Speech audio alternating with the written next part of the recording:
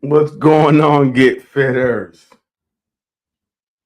So we're back again, another Friday. Welcome back to another edition of Nothing But Answers. So I'm gonna give you all the answers this week. You know what I mean? It's gonna be some shifting around here. You know what I mean? Behind the scenes.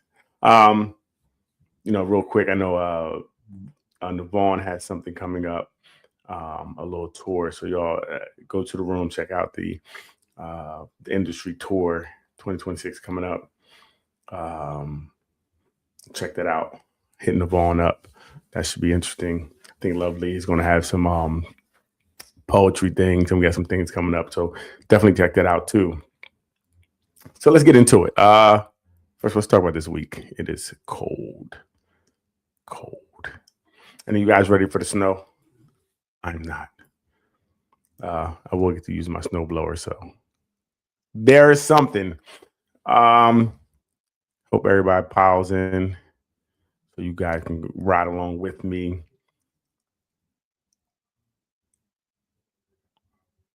Oh, I'm like, what do I hear? I hear myself on the TV upstairs. It's wild. Anyway, come on, guys. Come in. Make sure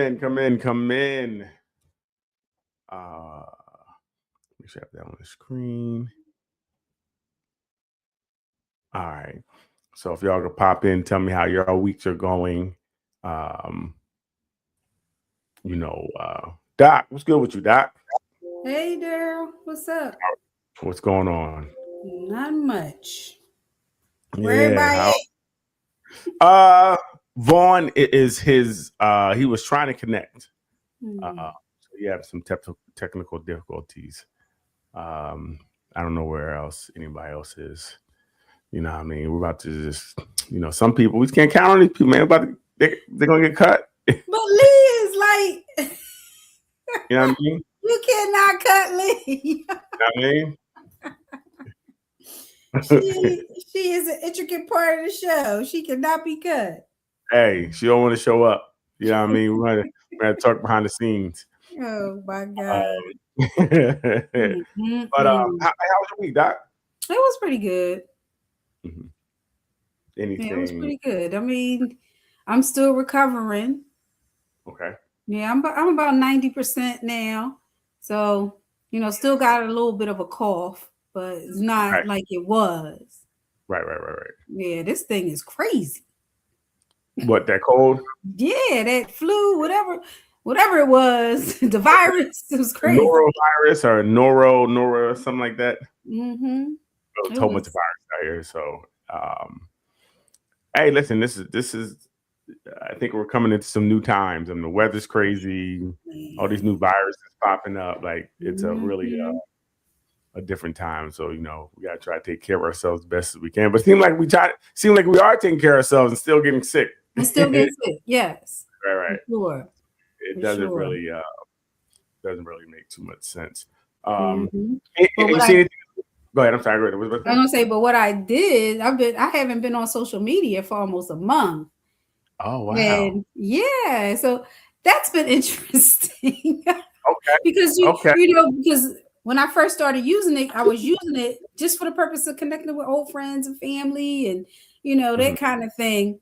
So now you got to go back like to the olden times and call people, text people. Hello. And try to find out what's going on with folks. Right. Yeah. How do you feel about not being on social media? Yeah. Now that I am well, I haven't even really been tempted. It's like it's not even. I don't really miss it actually. Wow. It just made me think of all the time wasted. Scrolling. Right. So you kind of weaned yourself off of it. Yeah, pretty much. Wow. Pretty much. Dang. Oh, there's Lee. Hey, Lee. How are you doing? Hey, Lee. You're on mute. Hey, I'm good. Yeah. Good. Good to hear your voice. You're not on camera Nice this week, to Link? see you. Nice to hear you. No camera this week? No, I'm laying down. Okay. She said I'm late.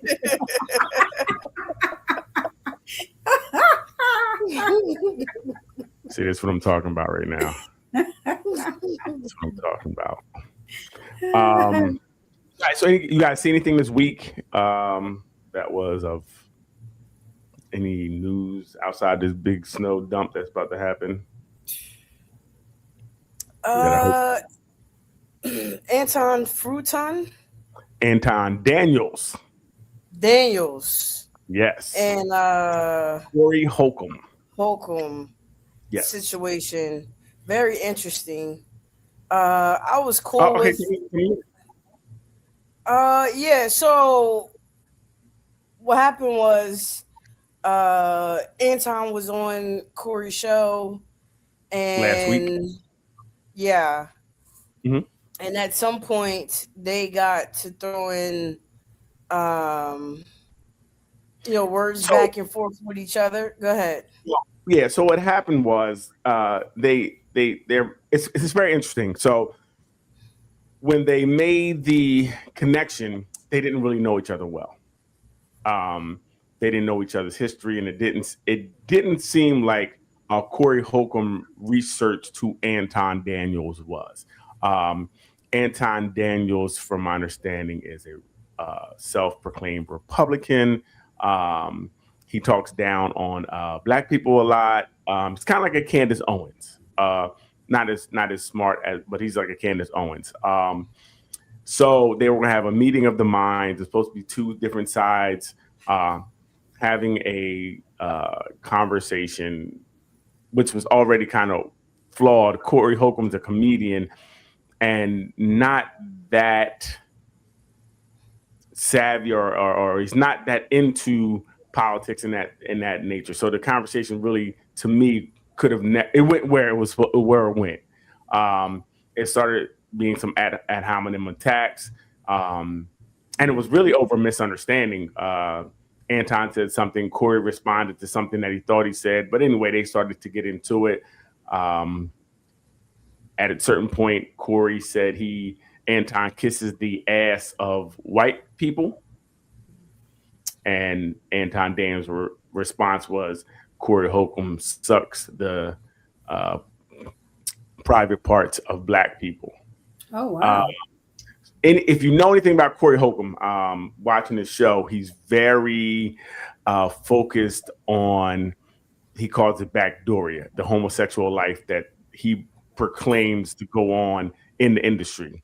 He's always talking about he didn't make it in the industry due to not taking the bait of the homosexual advances to get further in his career. So his show every week really is talking about that. So when the guy said, you suck the privates of Black people, that really was a spark to Corey. And they got into it. They got in each other's face. Wow. They were going back and forth. Corey ended up kicking him off the show. And I believe that Anton knew what he was doing, because as soon as he left, he jumped on live and told his version of what happened. Then he went on the campaign for the next week, telling his version of what happened. He made a lot of content over it, and I think he didn't understand who he was really kind of dealing with. Corey didn't wait. Corey waited till the next Tuesday. He goes live every Tuesday at like 11. So the next Tuesday he came on, and Corey began to talk about what happened. He said, "I'm not going to waste a lot of time," but he ended up talking about Anton Daniels' wife and his 17-year-old daughter. He called the daughter ugly. He said that she would end up paying for coochie like her father, that no one would want her. Only men would want her, would be at late at night when there's no one else to call. They'll give her a call. Said things like he shouldn't have Oh, Anton said that he waited to marriage to have a child. He don't have any children out of wedlock. Corey said that's because you're ugly and nobody would want to have your baby. It just got really crazy. So now Anton is saying the daughter is upset. She couldn't go to school. There was basically some damage to him putting her on the screen of his podcast this past Tuesday, where they had 25,000 people in the live. Wow. So it's kind of like you doxed this young girl. That pretty much sum it up, Leanne? Pretty much? Yes. Okay. So what did you think about it, Leanne? You said it was kind of interesting. It was interesting in the point where I didn't have an issue until he brought up the daughter into it. The wife, I would even say fair game too. Like, fine.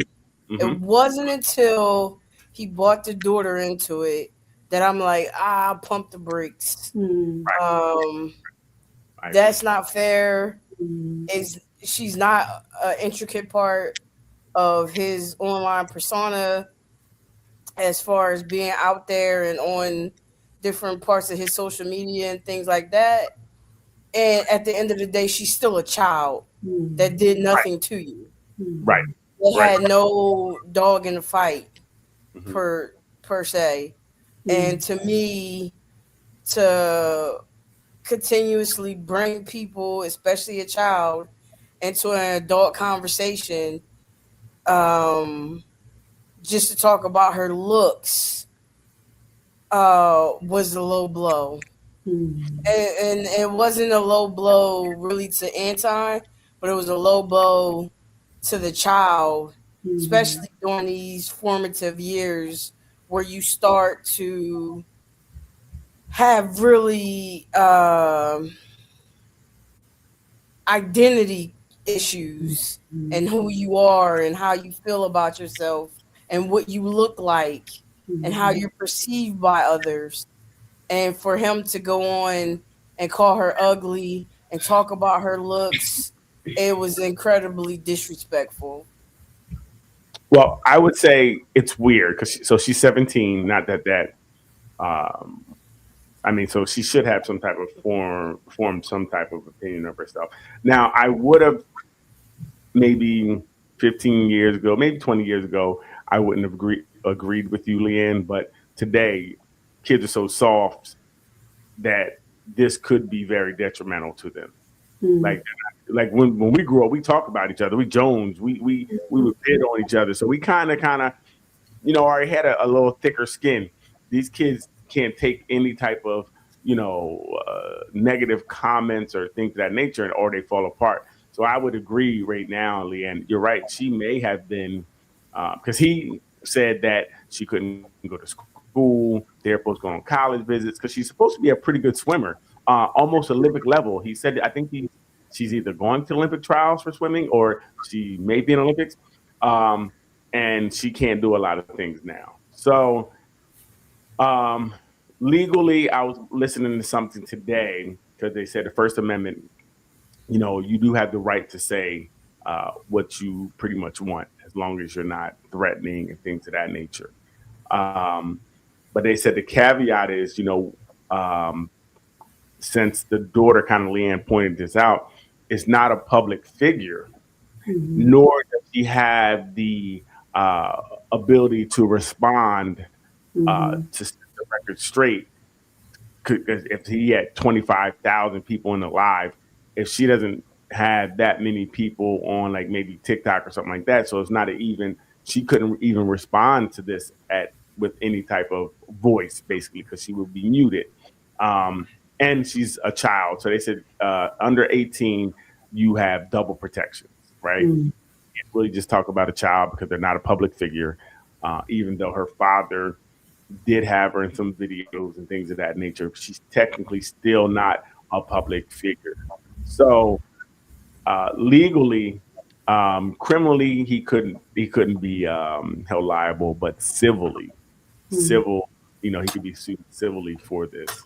So I agree. I don't think you should bring a child in it because like I said, he's trying to hurt the dad, which Anton kind of said, look, I feel kind of bad because I can't protect, you want to protect your children, but you can't protect them from something like this.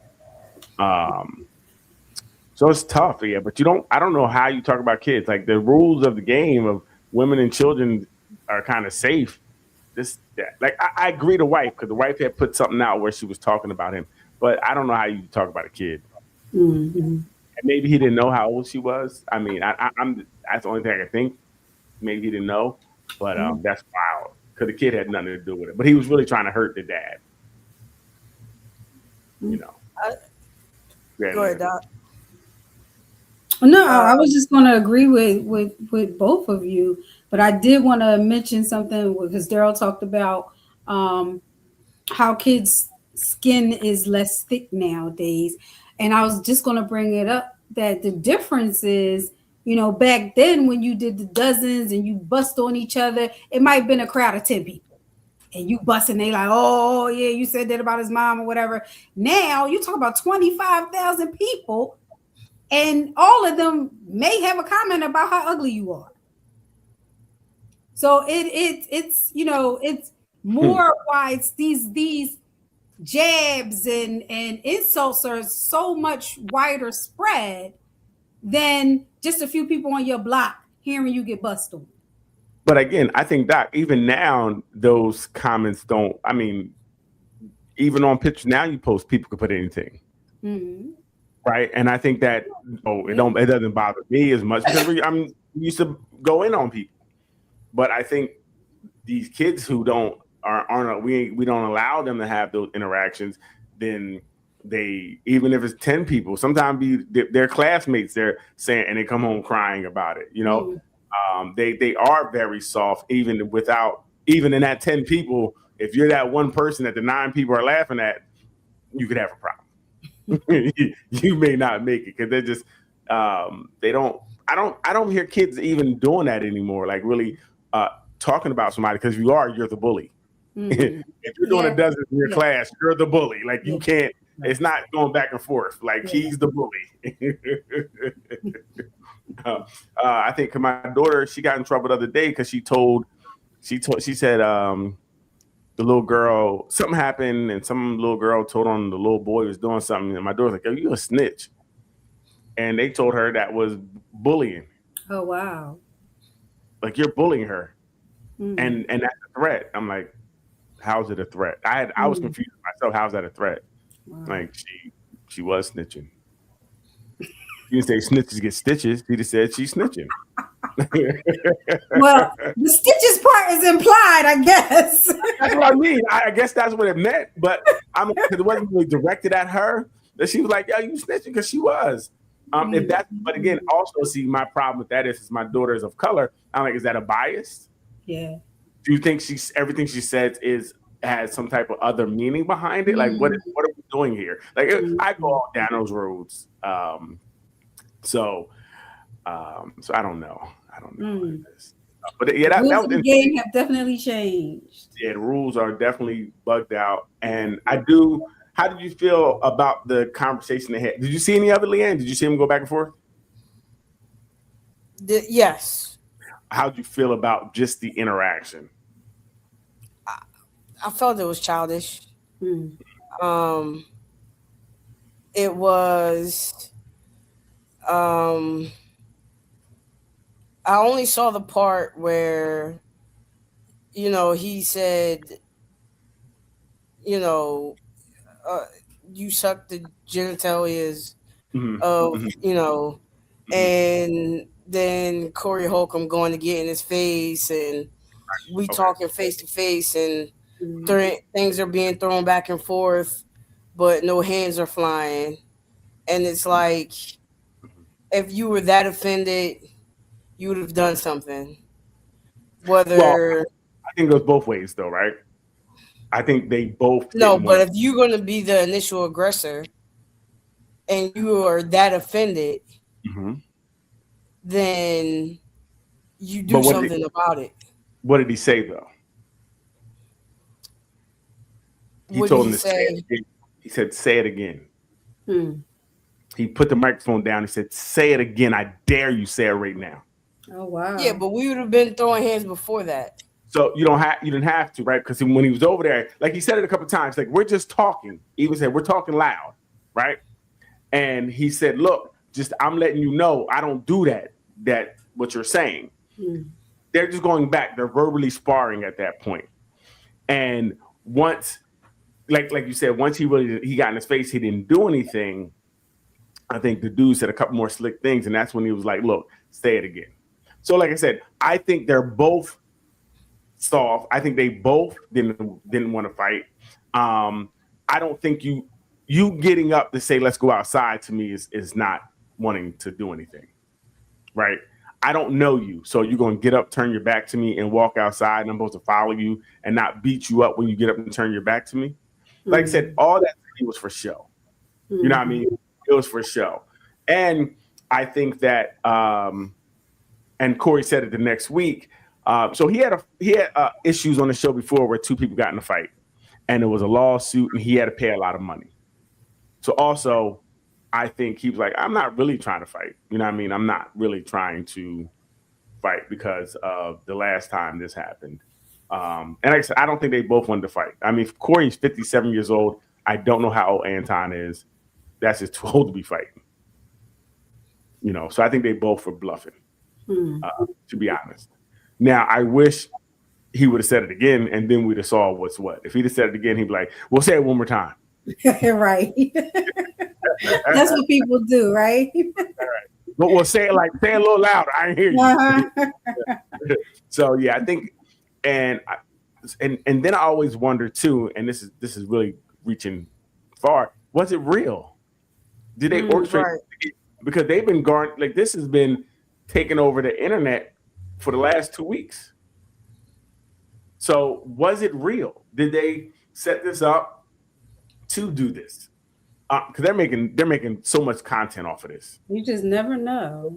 You don't know anymore. I mean, Anton he was on every show you can imagine. I seen him on all type of pods, you know. And he was telling them like, "Yo, what you guys got to do, clip this up and, you know, get da-da-da-da-da." So I think this is a smart way to make money. You know, you orchestrate a fight. And they also said if you fight on YouTube, they shut your channel down. That's not something also they said. 30 days. Something like that. Yeah. So, but for 30 days, that's a long time if this is your moneymaker. Right. You know, that's a long time. If you only doing, I don't know, Corey goes live 4 times because every Tuesday. And, you know, say you're making 30,000, you know, a night, then you missing out on that money. So I don't know if it's worth it to do it. It wasn't worth it anyway to do all that. I think that this is why you got to research who you bring on your show. Like just allowing someone to come to your platform could destroy your platform because it wouldn't destroy Anton's. You know, he was on Corey's show. So, but it's interesting. You know, he flew out there. I don't know where from, but he flew there. Detroit. To do the show. Detroit. So he flew from Detroit to the show. That's, you know, that's a lot of effort you're putting in and money that you go to a show and you're there maybe 30, 40 minutes and leave because of a fight. So, but this is what sells. Go ahead, Leanne. Yeah, I think again, I don't understand how it got to that point. I don't even know how we got to the point of Corey Holcomb saying you kissed the butt of so-and-so and such and such. I'll tell you real fast. What happened was he was I don't really care. What I'm saying is but it does so there was a reason you got there. So what are you saying you don't care? Great, I'm sorry, I finished it. I thought you were asking a question of what happened.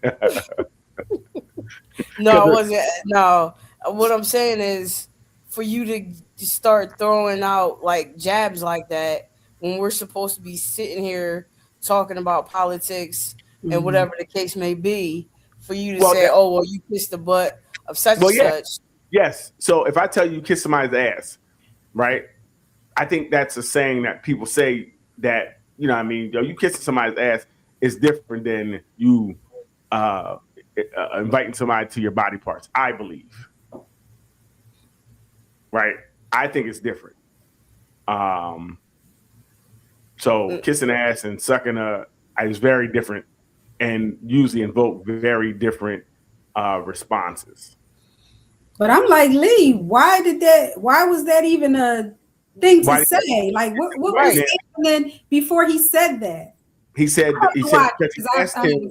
he was sticking up for black people. So Anton, he said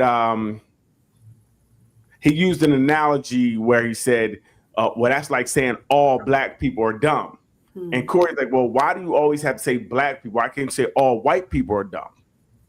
And he said, why don't you say anything about the white man? Because he wouldn't say anything about the white man and what the white man has done to destroy destroy the human race. And Anton wouldn't say anything. He said stuff about black people. He said stuff about black women. He said something about white liberal women, but he wouldn't say anything about the white man. And he was like, I don't understand why. He said, because that's who pays you. And that's how they got into it. And he was like, see, you won't say anything. I don't respect you. You won't say anything about them, but you keep talking about black people. And that's when he said, you're kissing the ass of white people. Okay. I can understand you won't say anything about the white man, but I just don't understand the logic of how you jump to you kissing ass of white people when you could have used alternative language to keep it a debate instead of it going left. But again, I don't know if, again, you saying, yo, you kiss somebody's ass is way different than you saying you sucking somebody's. It's different. I think kissing ass in is said more commonly, right, than something else. But that's the way you feel about it.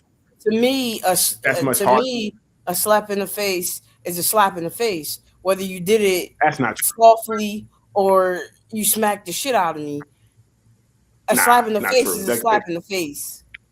But you just said like one could be different, so it's still different. You even in what you said, you had a grade of the soft or hard, right?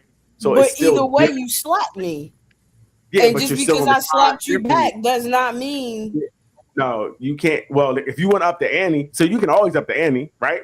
Because you can slap me and I can punch you. You can do that, right? I'm not saying that, but you're up at the ante. So now what you're doing is you're taking it to somewhere else. Because he just said, well, you're kissing it. If you're saying you're kissing the ass of black people, cool. We're on the same level. We're the same plane. But what you did, you said, I don't like what you said to me. Now I'm in my feelings, so I'm gonna do something now. I want to go back at you and hurt you. Well, you was in your feelings when you came at me the first time. I don't think you're saying somebody kissing somebody's ass is in my feelings. I don't believe that to be true. I do. I don't believe that to be true. I do. I hear you saying that, but I don't believe that to be true. I don't believe you're going to fight somebody because they said you're kissing your ass of somebody. I believe that I am going to be offended, and that you're sucking somebody's penis. I bet you're going to be more offended. Don't tell me. Right, and we only got there after you offended me. That's all I'm saying. Right. We only got there after you offended me. Had you kept it clean, there would have been no ante to up. So you're a puppet then, because at the end of the day, if you're allowing me to control what you do, that's you. That's fine. If that's what you want to call it, that's fine. There is there. So don't blame somebody else for your actions, because if it was really about, if you're talking about it's really a debate, what you could have said was, hey, I don't like the way you're speaking to me, and you could have spoke and said whatever you wanted to say, but you chose violence. So once you choose violence, then get ready for whatever to come back to it, right? Anytime somebody crosses the line, because maybe I don't know this is a line crosser for you, you can say, hey, yo, I don't like that. Just like, and that's exactly what Corey did, because when that comment came, that's what saying, yo, I don't do that. That took it off of everything. I say, look, don't say that no more. Don't say I do that. I don't do that. So he could have, and you know what? It's funny because I think that Anton said, well, you said some disrespectful things to me as well tonight. And he was like, what? Tell me what? So I don't think he even knew and that's where he was kind of tone deaf. That he was saying things to disrespect this man, that he took disrespect. So right then, he should have said, "Well, you said this. You said that." He didn't really say what it was that he felt was disrespectful. But I mean, I hear what you're saying. But again, if you are truly interested in debate, then if you up an ante, I don't think you're interested in debate. Then you know what I mean? Because there's ways you could diffuse that if you wanted to. And I just never heard nobody say anywhere, "Yo, you're sucking somebody's thing." That's not. I heard, people kiss my ass. I heard that, but suck my, SMD is usually we getting there. That's sending a clear message of how you feel. So it was interesting. We'll see what happens. If they're going to be a lawsuit or whatever. Like I said, I really believe he did it for views, and we'll see if it's real. Well, I guess we'll never know. Maybe it might come out. But I just think also, I think these two old men out here just bluffing, just woofing, telling wolf tickets to each other. That's what, at the end of the day, that's what bothered me more than anything else. Because like you said, once you got in his face, if you wanted to do something, you should have did. Or he all in your face, you should have did something right then. I'm not letting nobody get in my face like that. I'm sorry. I'm not. He was dang near about to kiss him. He was so close to him. I'm not. That's what I'm saying. I don't think nobody wanted to do anything. I don't. And if you have glasses on, I think you take your glasses off if you want to fight. I think. I'm just saying. I think. I don't have glasses. I think I'm gonna do it. Put them down unless I can't see. Because getting hit with glasses, that also I can get cut and things of that nature. So I don't know. You wear glasses, Leanne? Yes. Would you take them off first, or you just keep talking crazy with your glasses on? Nah, they coming off. Yeah, see, that's what I'm saying. I think they both are really bluffing. They didn't want to fight. They coming off because they're expensive. That's right. Well, that could be a reason. Listen, if I wear glasses, I'm taking them off because I don't want to get cut. I like my eye. I'm gonna take them off, and once they come off, it got to go down. So all that talking don't make sense. But either way, so I had a question, right? Is it okay to reuse pet names or names you call your significant other? Can you reuse them if it's something not like honey, baby, but if you had like a little, something that wasn't really common that you called them? I don't know. What's something that's uncommon? What's something you call somebody that was kind of specific to them, Leanne?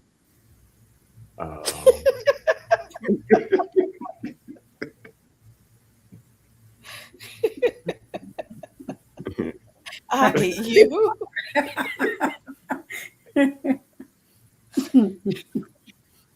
You know what I mean? Like, what if you called them like, hey, come here, Big D. That was their nickname, Big D. You know what? And the new person got a little D, and you still just got used to say, "Hey, Big D." Would you be upset that they reused their pet name on you? You know what I mean? Like maybe you call you both had curly hair and they called you Curly. Would you be upset that he called her Curly and now you're Curly too?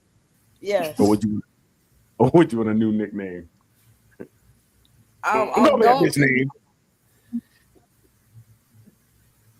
Even if I know, don't call me somebody else's name. Like, don't do that. Gotcha. That's why I think I don't like Babe. Like, I was thinking that too, Lee. I was thinking that too. Why Babe? Don't if you call everybody Babe. Yeah, don't do that. Mm-hmm.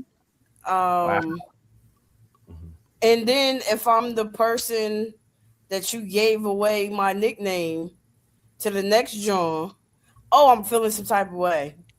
Like, no, you can't call her that. You cannot call her that. Okay. That's interesting. But I mean, I'm talking Didn't all Chris kinds Brown of say trash. that in his song? You better not give him my nickname. Exactly. very interesting. I think I don't really do nicknames. I barely remember the names to begin with. So I'm like, yeah, you, hey, Terrible. your attention. Leah. I pity the fool.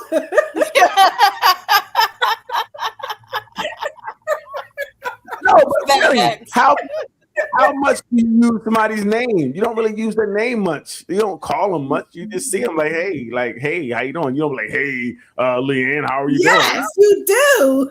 No. Tell me when you use their name. Tell me when. When you greet them. Yes, when you greet them. You don't say, hey, Or Leanne. when you call for them, hey, so and so, Yes. come here, please. You're. Oh my God. You just call them. You know how many times I've been with somebody and didn't know their name, and only terrible. Only reason I ended up knowing that I didn't know their name was, say I was out somewhere and I was talking to my friend, and this is it was, hey, introduce yourself. You know what I mean? It's terrible. It's not terrible. We got cool, and I don't say your name enough to remember it. And your name on my phone is probably something like, you know what I mean, Shorty with the fatty, something that makes me remember you. B.A. Big A. That's her name. That's her name. I ain't gonna hold you. People are in my phone not by their name. They're just in my phone under like kind of about how I associate with you. So like people at work, if you're the storekeeper is what you're stored under. Right, and like right. you're stored in my phone as dude. Why do you have Doc stored as dude? You're stored as dude. You're that dude. You, Daryl, not me. Be stored as dude. That's she talking weird. about you. She's That's talking about you. Nah, she ain't talking about me. If I had Doc's number, it would be Doc. Uh-huh. Yeah. Leanne's name is Little Pumpkin. No, it's not. Yes, it is. No, it's not. It's Leanna. It's definitely not. I didn't know your name was Leanna until like last year. Oh my God. Lies you tell. It was always lies Lee. you tell. Oh my gosh. And I only put you in there as dude because I had another Daryl. So they should have been erased and I should have been put first. This is what I'm talking about. It's always the ones you think are your friends that are really not your friends. See, but my problem is I got a whole bunch of people on my phone that I forgot who they are because I forgot what the nickname was or the letters I put. I'm like, who is BL? BL. And one time somebody wrote me, I'm like, hey, how you doing? I'm like, who is this? They're like, you don't know who's in your phone? Who this? That's my favorite line. It's like, you don't know who this is? No. Well, my name should be in your phone. Well, it's some letters. Like BL, there ain't no B or L in my name. I said, damn. So I don't remember. It might have been BBL. I don't know. Trying to think who had a real big butt that I knew. Like, oh, that was her. Hey, what's up, Vaughn? How you doing, man? Bootylicious. Yeah. What's going on, y'all? What's up? Hey, how you doing? Hey, Vaughn. Hey, what's up? What's up? Hey, I was telling everybody you got your tour coming up. I seen that. Is the dates on there or just you? It's not. I didn't see a date on there. I have. Well, this one that I put up was for January 31st. That was at the South Camden, or it's at the South Camden Theater. 400 Jasper Street. Yep. Yeah, everybody check that out. What's going on? Hey man, nothing much. I was sitting. I'm glad you popped in. So I was watching something where women are asking men to basically pay up front to go on dates. And that's cool. Well, the reason being they don't want their time wasted. So they want to make sure that, you're showing up and all this. Wow. Okay. Yeah, No. that's cool. If they can get it off, all congratulations to you. I'll be over there. I kind of get it, but I mean, this is all the money for the night, then, right? So I'm like, here's $35. Yeah. Applebee's, let's go. We get the pick 2 menu, and you get a dessert. Let's get it. Like, hold on, I can't use my Groupon. What for? I use my Groupons. I don't know. I seen something online where this is what was suggested, and they were like, we want men to pay up front for dates. I don't call me John. I think that everybody trying to find a new way of dating since everything is so online. It's everything's so transactional. Most of the time you're meeting someone, it's basically all physical because it's what I see in a picture, right? That's all it is. Yeah, most people don't read bios, so you're a bio and a picture, and I'm deciding whether I want to meet you Pass through those smash. days. Right. And actually for us, I can't speak for women. I can only speak for men. Most of the times, we're looking at a filter picture, so we don't know who we're going to get when they show up. Right. So it's really worse for us. Yeah, for us, it's terrible. We see a girl, she looks really nice in her picture, and we meet her, and yeah. You're like, wait a minute. That's you had on makeup. Or you meet her, and or you meet her, and she looks like the picture, but then takes off all her makeup and her shaper and her push-up bra and her push-up pants. Right. You got a whole new person. That's almost, I wouldn't mind that as much. Most of the time, the filters are doing so much work that there's not enough makeup to make you look like the person in that picture. Okay. Yeah, the filters are OD. Oh, listen. And the makeup is bad. The makeup is bad enough, but the filters, you're like, wait a minute. If you can make a baby do the newest dances and it look real, then you know what they're doing with AI makes it even more. It's egregious right now. What is happening to men is egregious. They're doing computer graphics on their face. Oh, they are making whole movies, AI movies now. They are generating images of themselves that look flawless. And when you meet these people in person, I don't understand why'd you want to meet me if you don't look nothing like I told you. I had to ask a girl. I say, hey, listen. Is the girl in the picture coming? I just want to know. And she got upset with me because I asked her that question. We both didn't like each other at that point because I don't know who she was. I was a stranger, but it's really difficult today if that's what you're dealing with. And I wonder, what's the mindset of people, Doc, to have this false image of yourself? You know, men and women, men can do it, I guess. I don't know what they're doing. I don't know how many men are using filters. That's a whole nother topic. But if you're putting these pictures out that are not you, presenting them as you, and it looks nothing like you, and I'm going to see you. Like, is that a mental health? Is that mental health? I'm not going to diagnose people I have not seen. But it could be a number of things.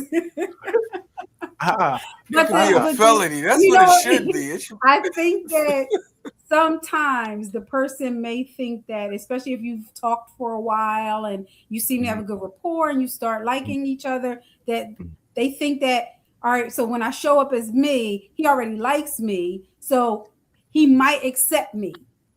Oh, so it's delusions of grandeur. I get it. I get it. Because that shouldn't be your thought. I like talking to the bad John in the picture. I don't want to talk to somebody. You start carrying around penalty flags. As soon as you walk in, throw the flag at her. 15 yards, face mask.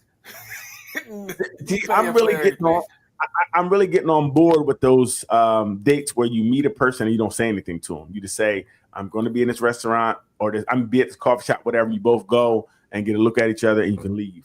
That's what I want to do, because I don't want to waste time. I don't want to waste my free talk time minutes talking to you, and I really don't want to talk to you. I don't want to do that. It seems like a lot of work for nothing. I then drove, I got dressed, I came down here, and Ursula's here. I didn't ask for Ursula, you know. So I really do think that some people think that the person's mind will be different because they already care about me. I mean, I was talking to a guy, a married guy who was dating someone who didn't know he was married. And the girl fell in love with him. And so after she fell in love with him, he told her that he was married, and she left him. And he was like, well, and I'm like, well, what was the thought process? And he said, well, I thought that once she fell in love with me, she would stay with me, even though I'm married. Right. So people think that because you have feelings for them that you will acquiesce and stay with them or start dating them. So, Doc, I'm just going to tell you the error in your story. So, she fell in love with him. He thought she would stay.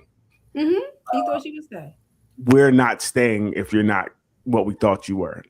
The men are different. At no point. Yeah, we're not shallow. How you understand? We're like, you're not who you are definitely not who I. Especially if I was expecting something that I thought was super bad. Like, you're bad. So I'm so let down. I hate you. Actually, I don't even like you. I'm gonna go back and report you on wherever site I'm on. Go ahead, Vaughn. What you about to say? Nope, I agree 100%. And I do think this should be a misdemeanor to do that. I think it should be a misdemeanor. Like, if you are using filtered, all your pictures are filtered, and you look nothing like the person on your site, it should be a misdemeanor. I should be able to press charges. And at least community service, 100 hours. 100 hours. I agree. That should be 100 hours. What's the charge? Impersonating a bad joint? That's not a bad place to start. That's not a bad place to start. Hey, we got something to work with. We're gonna hash this out. We're gonna be like, hey, no filter pictures, or you gonna be out here picking trash. Go ahead. Make a decision on what you want to do. With Joker makeup on, so everybody know it was you. Everybody know what you in for. Instead of wearing the scarlet letter, you gotta wear Joker face. Yep. You out there looking like Ronald McDonald. No, I'm telling you, it's tough. Ronald McDonald. It's tough. It's tough. I can't. I do feel for men who are like in the dating scene right now. I really do. Thank you. Yeah, I do. It's tough for men, and we just thank you, Doc, for saying that, because usually we don't get any type of. No one asks us how we're doing, and oh my God. Yeah. See what I mean? We can't. We're a little sympathy. That's it. So I think that if everybody just be who they are, then you just don't waste anybody's time, because there are people who are going to like you for who you are. Right. Just not me. I'm telling you now. I only talk to women that have locks. If they don't, you got to be something special for me to talk to you otherwise, because it seems like girls that have locks don't do all of that other stuff. Gotcha. All what other stuff? The filters, the extra makeup. Like, again, they don't have. They ain't coming out looking like dead presidents. I'm good. Yeah, I don't understand. Like, okay, if you want to wear makeup, okay, fine, cool. But if you can't leave your house without putting a face on your face, I think you need help. I'm just saying. I just think that. Right. You're 100% con artist. You are conning me. I'm looking at you like, man, she's beautiful. And then sitting there after I take you to the water park, like, Larry. If we wake up and your face is on my pillow and you're in the bathroom, we got problems. Okay? Problems. Right. I look over at my dresser. It's a whole Puerto Rican chick on the dresser, and over here. Oh my gosh. I just say, like your genetic makeup did not give you that type of hair. Oh, I get it now. I thought you was a black Filipino. No. Okay. So I was watching something, and it's really how much do you if you're really in love with your person, how much do you really trust them? How much do you really trust them? So I was watching something where this woman was mad. I guess her man cheated on her or something like that. So she went to a laundromat and threw panties in all the dryers. Right. So basically, when whoever picked got their clothes, when they take them home, they'll find these random panties in their dryer. And if you're in a relationship, the girl would know they ain't her panties. So she might question her man, like, yo, who panties are these? And he wouldn't know, but she wouldn't believe him. Or would you believe him? Would you believe right now if you took your clothes to the laundromat and when you picked them up, there's some extra panties in there? Would you believe? See? She got 6 people shot that day. Leanne, could you believe your man that if I was the one that put the laundry in it, yes. Okay. Because I know what I put in the wash machine, and I know what I put in the dryer. Now there's panties in there. What I'm saying so when is, you take it out, I know what I put in. So you don't know when I take them out. It can stick to something. Okay. So where would you think they came from? Not if you're doing laundry right. Yeah. I hear you. So where would you think they came from then?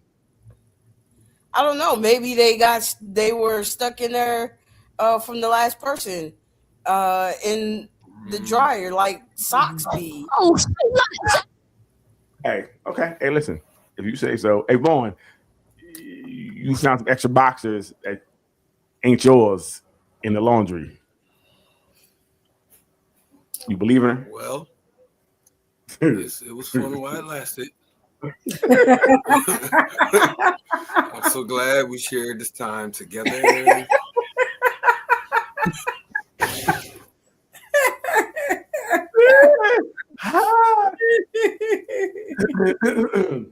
Yeah, that's tough. That's definitely tough. I mean, I would try to give some grace only because if it was like a public, kind of Leanne said, if it was a public laundry, maybe I would try. I would. You know what, Daryl? Go ahead, I'm Mr. Ball. It would depend on the person too, because I would have to know that person. If it's one of those people like right, they're a good person, I would know. Oh, like they're not like that. Yeah, but if it happens to be, like, nah, that's it, shorty, we done. So, what if it was your dryer in your home? What?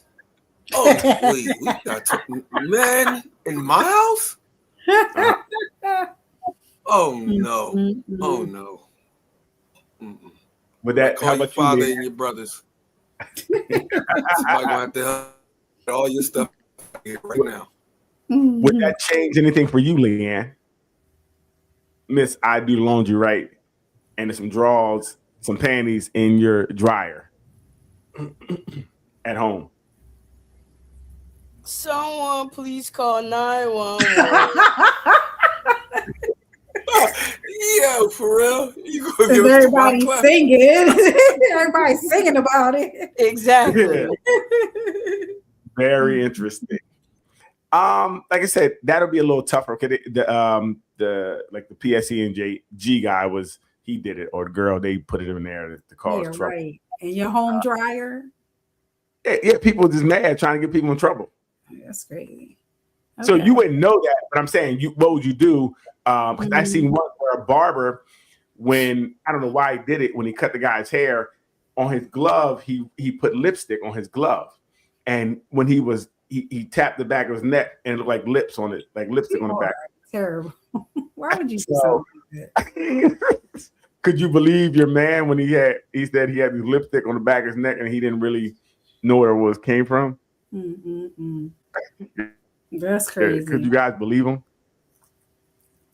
Doc said, Leanne, could you believe him? Yes or no?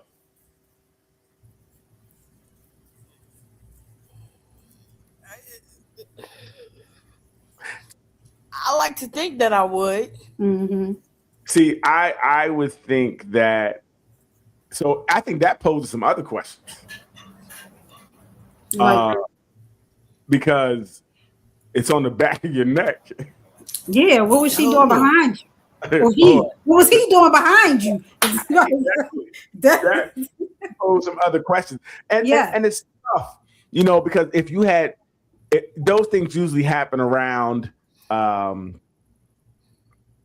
that you're going through something where you may be already, suspecting something. And then you see these panties and that just takes you over the top. Your whole relationship is over because of a prank. So that's crazy. But I don't like that too, because people are doing these type of pranks. That's not a prank. That's not a prank. That's not a prank. It's really not. It's life or death situations that they're doing, and that's serious. Like people aren't wrapped tight, and I know that I'm one of them. And let me say this: I take it back. If I found a sock that wasn't mine or yours, because I counted them. There's a problem. No. Houston, we have a problem. No, I hear you. That definitely is crazy. So, with that being said, what would be some things that would lead you to put your hands on somebody? Is there anything outside of that would lead you to fisticuffs? With your mate? No, just in general. Oh, in general. Like, what would have you out here really getting it in, putting your hands on somebody? Somebody spit. Yeah, that's a big one. Yeah, I didn't even think about that one. That definitely is that's like, I think that's a rule that you have to beat somebody up if they spit on you. I think the law said. It's on the books. Yeah, I'm pretty sure that's what it says. Penal Code 3719. If they spit on you, you're supposed to try to knock their teeth out.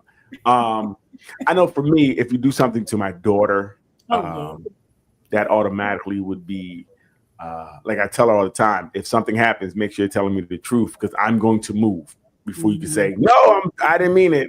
It's going to be done, right? It's going to be done. So if something happened, please tell me what it is, be clear and concise, and just get out the way.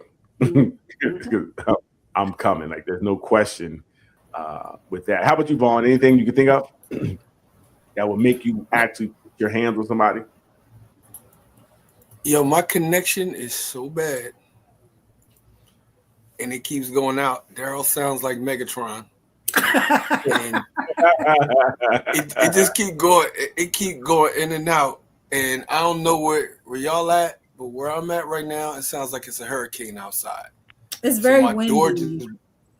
My door just blew open. Oh, it's windy outside? Yeah, it's very windy. The wind is howling. Yeah, oh, that's because y'all down. Yo, all y'all sound like T-Pain right now. Hilarious. I can't hear nobody. How about you, Leanne? What else would you put hands on her? Definitely my mother. My mother, my sister, and kids. Okay. Really, yeah, definitely. I wouldn't really put my hands on nobody until somebody put hands on me. When it comes to me, that or you spit on me. I don't play with spit. Spit is very nasty. You know what? Did y'all see the Anton Daniels and Corey Holcomb situation? Yeah. We were talking about that earlier. I 100% when Corey walked over to me, when he got within 3 feet, I would have warned him. But when you get within 3 feet, I might fire on you. Because I've been in too many situations. Can't let it was nobody get that smart close. that they didn't. Right. But if you've ever been in fights or you've been in like crazy situations, when people get that close to you, oh no. Right. Somebody will get hurt. Do you think they really want to fight?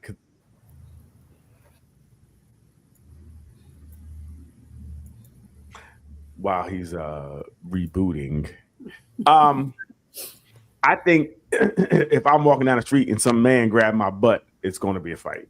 Okay, I mean, he was like, "Hey, delicious, pow!" Yeah, it's gonna be up. No.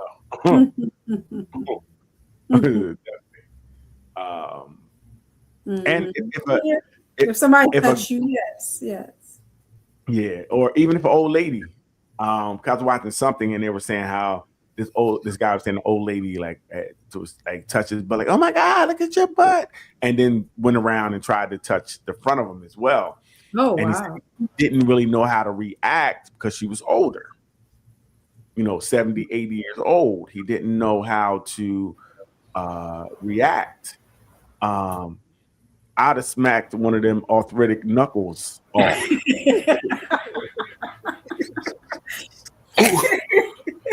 Who is 70, 80 years old with arthritis? They had them big knuckles. I'll knock one of them right off. Like, what is you doing?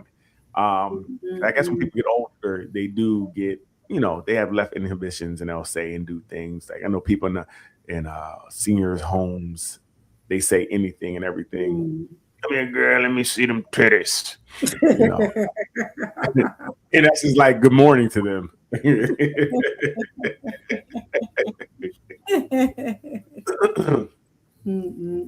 I was wondering that what would it take to really put your hands on somebody? But go ahead.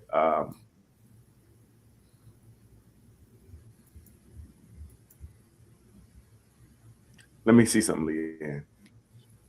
Let you see something.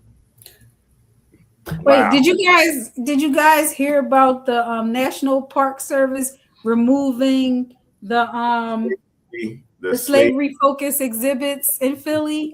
Yeah. Crazy. Well, they're making America great again. Yes. They're making America great again to the greatness that they want. If you don't know this happened, if you don't, again, without knowledge, it becomes, they can start running their rhetoric and do what they do. Wash it out of history. Wash it right out of history. Yep. And this means they can continue to do what they do, which is, again, and obviously they're doing this. They're taking time to do this. There's a reason they're taking time to do this. Yes. And it's like, okay, we don't want people to know this happened. Let's sweep it under the rug. It's a shame that they're doing these type of things. Do you think that? I think America's broke, even more than before, and I don't know if we can go back. I think we're going down. I think we're going the wrong way. I don't know how they can fix this thing at this point. I'm going down. Sing along version tonight. Yeah. Hey, so how do you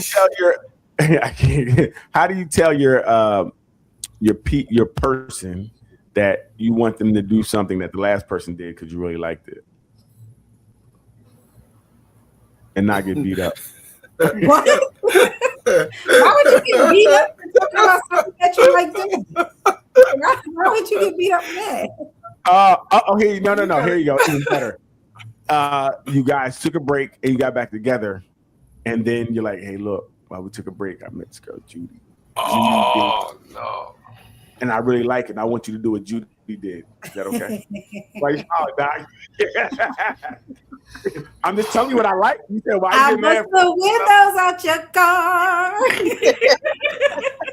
The sing-along version. That just better be a moment in time. That's Yeah. I mean, I think that's the worst thing in the world. If you take a break with somebody or you guys stop talking, they come back and they're doing new things. I think that's just right. Vaughn, I'm gonna get my bag and go. Like, what? I gotta go. That's it. It was nice. You're not even the same person no more. I'm good. You never did that before. Yeah.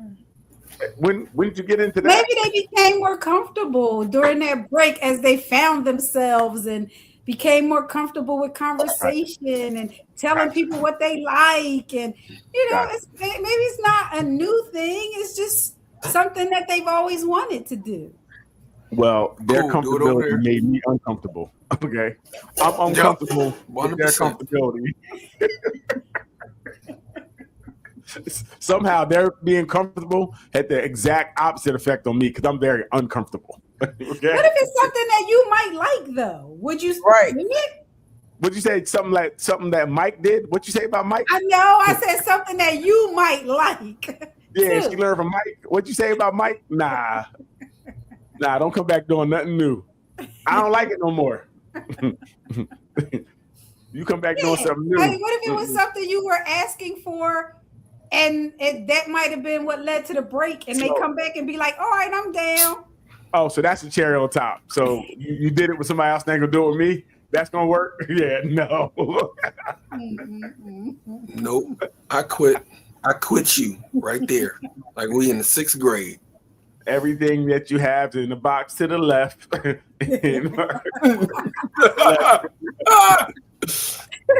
You want me to do what? Wait, you wouldn't let me?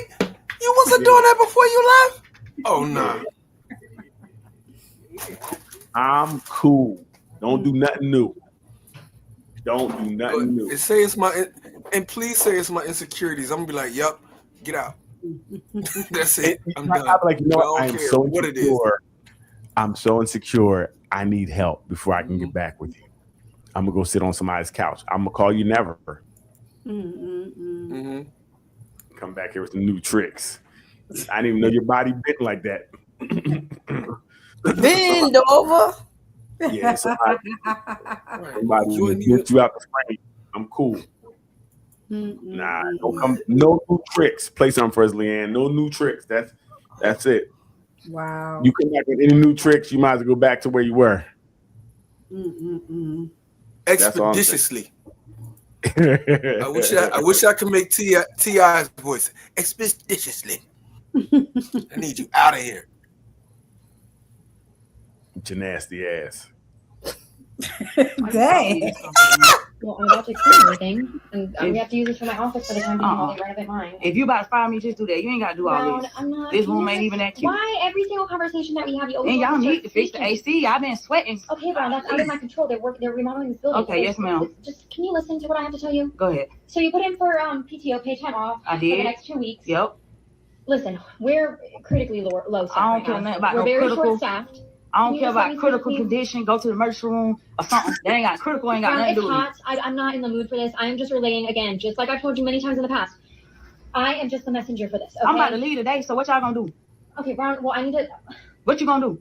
You gonna because of the critical staffing, we are under a critical staffing. There's a blanket of that over the girl right now. Sorry, I meant Cap. See, you making me do Cap. I don't care nothing about no blanket. Plans. I don't care nothing about no cover. This was approved 5 months ago. Things have changed within. It was approved 5 months. Please listen to me again. If you have issues at the very end of this conversation, I will let you know. We're going to go ahead so I can be quiet. Okay. Well, in a nutshell, in short, we're denying you that time off, Brown. Okay. You can take this first week, since you already have plans to leave, like you said, tomorrow. I understand that, and I try to fight for you on that end. No, you didn't. You lost the fight. We're able to. I could have given you no weeks off. We're able to give you this first week off. I understand you made reservations. I understand that you have flights that are booked. You can take this first week off. We don't have staffing for the second week. Can I say cool? Can I talk? We don't have staffing for the second week. I understand. Now can I talk? Brown, if you have any questions or concerns, you know who you need to reach out to. You need to reach out to. I'm gonna reach out to you. The corporal. I'm gonna reach out to you. Either I'm gonna be an employee and take off, or I'm not gonna be an employee and take off. Either way, I'm taking off. You get what I'm saying? Okay, I understand. That so if y'all short staffing, y'all better make something work because y'all gonna be even shorter. Y'all gonna be even shorter. Okay, Brown, I understand you're frustrated. If you have any questions or concerns, that sounds like a concern to me. You can speak up to the lieutenant on that. I am just a messenger for the lieutenant. You're gonna get a whom and make concern letter. That's what you can get concerned. Well, that has nothing to do with me, Brown. Like I said, you can. I can set up a meeting with the lieutenant if that's something you would like to do. If I ain't scared of the captain, what you think I'm scared of lieutenant for? I never said that you're scared of anybody. I'm giving you that opportunity. As an employee, you have equal rights. Would you like a meeting with the lieutenant? Ain't nothing equal over here. Okay, then I'm going to take that as you do not want a meeting No, with the I lieutenant. just Is want that to go. correct? Yes, I want to go. Okay, you can go. Why you caught me in this conference room? I think she handled it perfectly. Yes, she did. They started off wrong when they said Brown. I said, "Oh, I know her last name. Oh yeah, I know she got hacked up. she a Brown." Yeah. I think I've been that. I think that's how you should handle all meetings with supervisory staff. What do you feel about that, Leanne?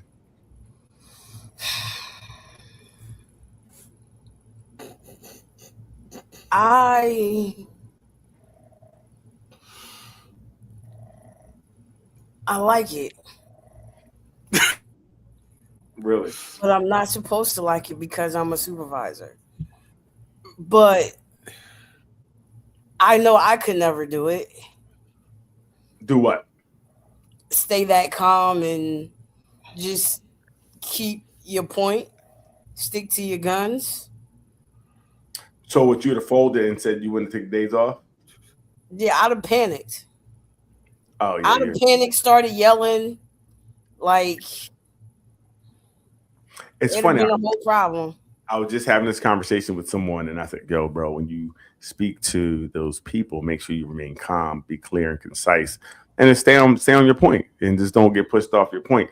And again, like she said, I'm just telling you, I'm taking off as a courtesy.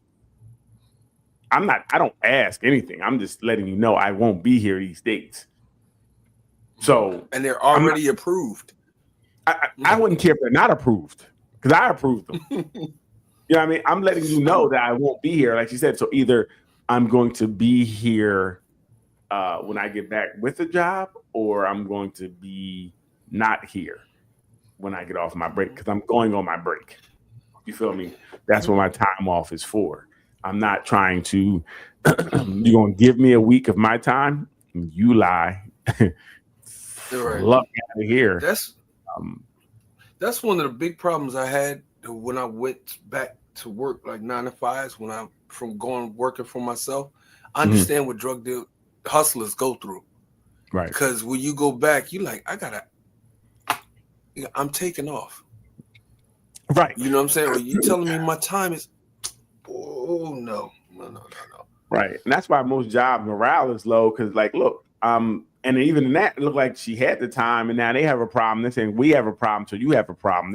Look, we ain't never us. Okay, we is single. Me, we is always gonna be singular.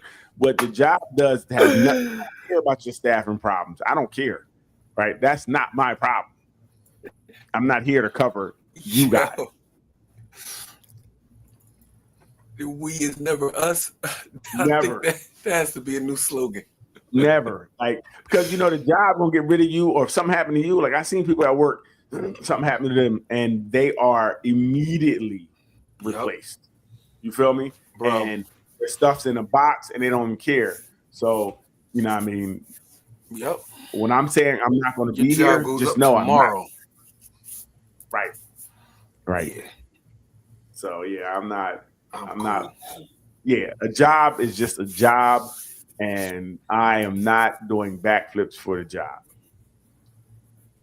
We know that.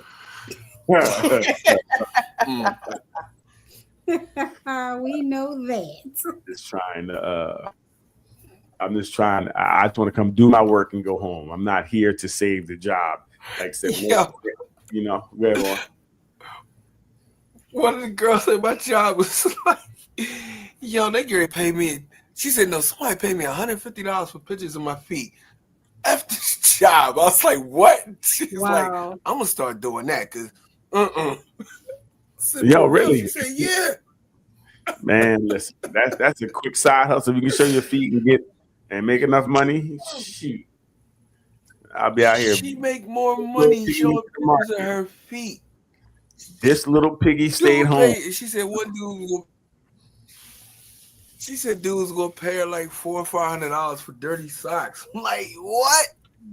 Are you serious? Oh, I'd take some socks out in the backyard and what? pull them to the grass.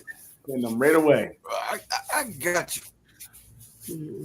There's never a laundry day. I ain't never got socks. Yeah,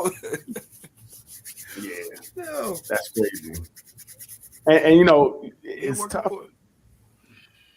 You know, with the advantages of being online and making money, it's going to start. People are really trying to go to more content creator type jobs, which is really messing up the job market.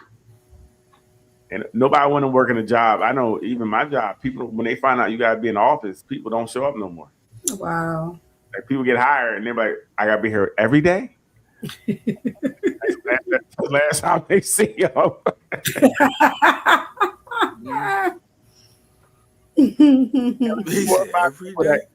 Yeah, 4 or 5 people that got hired, and it's not, you know, after the pandemic, and people see there's a new way to work. You know, really now we have a new way of looking at work, and it's from home. We want to look at work from home. I can see the building. I can see the building on Google Earth. So nobody wants to sit in the office anymore. That's just a complete waste of time. So, you know, it's tough to get people to work in the office all the time. Think about 8 hours in the office right now. That just gets to be, whoa, wait. You'd be like, oh, man, is it lunchtime yet? Yo, it's time to go. Do y'all see? You see me up here twice? Yes. Yes. All right. So let me work. As long as it ain't echoing, we're good. As long as it's not echoing, it's good. You know what I mean? Hey, give us something, Leanne. And I can actually hear you. You sound good too. I think we figured it out. What is this? Damn! Next time my lady talking about what's this video, not only did he break the world record, he's the only one that can bring a as soon as they hand it to him. I tell you what, Burlington Throat Factory over there should be in the Olympics.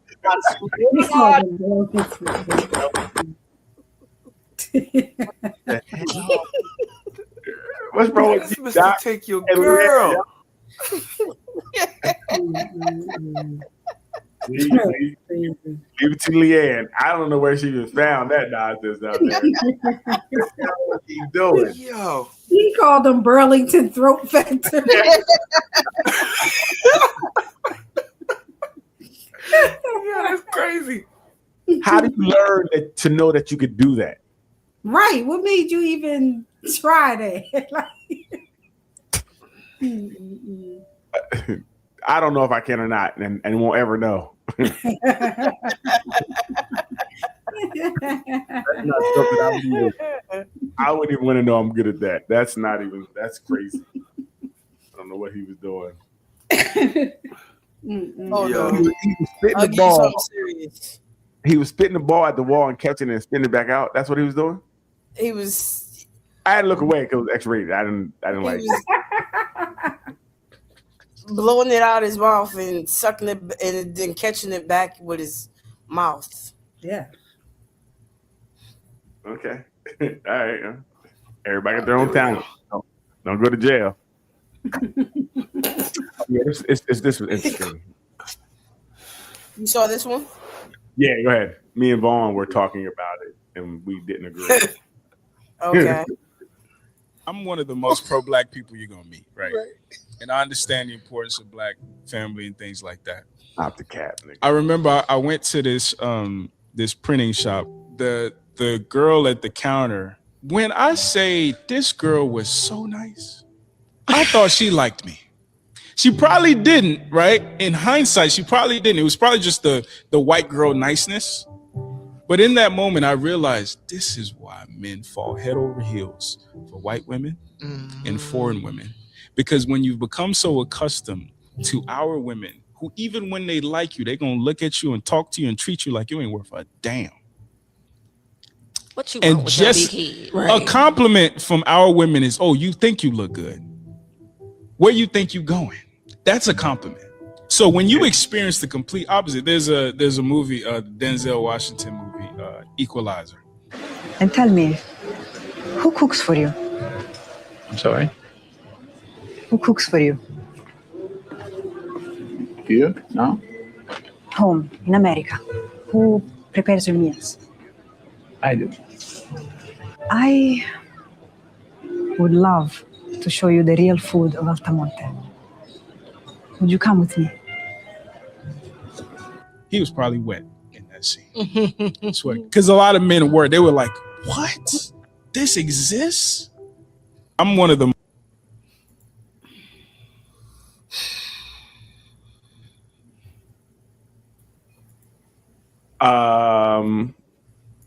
I think he's a fool, but that was me. And Vaughn, what tell me, my point is, just because, like, if you like a different type of woman, you like a white woman, to go be the white woman. You don't got to put down black women for that. I don't think that black women cornered the market on being mean or not knowing how to pour into a man. If that's his experience, that's that anecdotally, that could be his experience. So I'm not going to rob him of his experience. I also think we see what we want to see in people as well. So if I want to see black women as this negative thing, then that's how they're going to be portrayed in my mind in the movie I have. But that's my take. And what do you have on? When I saw it, I know you've been out the country. I've been out the country. He didn't say, he said our women, in particularly for black women that were here.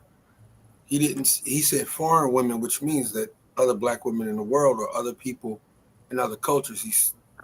From what he said in using that Denzel picture, they were just like nicer. And that's what I asked. I said, is he wrong? Yes. And just to see what the feedback was. Is he wrong? Okay. Gotcha. Yeah, I do feel. You know what I'm saying? Mm-hmm. Yeah, I would say I do feel that he's wrong. It was crickets. Well, yeah, I don't. It's funny though. Mm-hmm. It's funny though. You responded, but the two black women that were in the video didn't respond that way, and neither did any of the other black women that were in the chat. No, they didn't. Anissa definitely was definitely on board, kind of what I was saying. If you read, the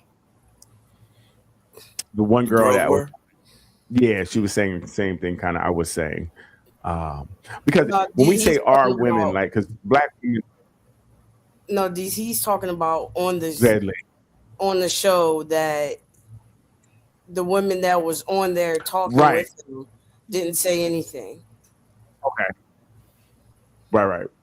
But the comments, we did have women that commented who did respond kind of the same way, and kind of felt kind of like I felt. Like, again, if you like white women, that's cool.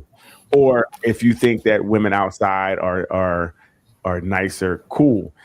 So, and I mean that could be a couple things, right? If he's going outside the country and he's getting the women that we know we can pay for play, well, they're being nice because they're nice. Everybody comes over there with money, right? So if they're so nice, why doesn't he have one? If that's what it is. If he's going outside of his neighborhood or outside of where he's normally at, and the customer service, the value of his presence there, customer service, he said, I know she didn't like me. I felt like it because of the way that she made me feel. Mm-hmm. When his other customer service experiences have not bought him that, and it made him say, damn, is this why? Oh, this is why they be doing that. Which means he evidently don't. Because he's like, oh, this is why brothers be doing this. Because they seem nicer, or they seem kinder, or it's not as aggressive. And sometimes, I would say sometimes if you go into a store and it's a real beautiful woman and she's showing you attention, I think you'll receive that attention differently than a woman that you don't find attractive. A woman you might not find as attractive, she could be nice and you're like, oh, thanks, thank you. She's really nice.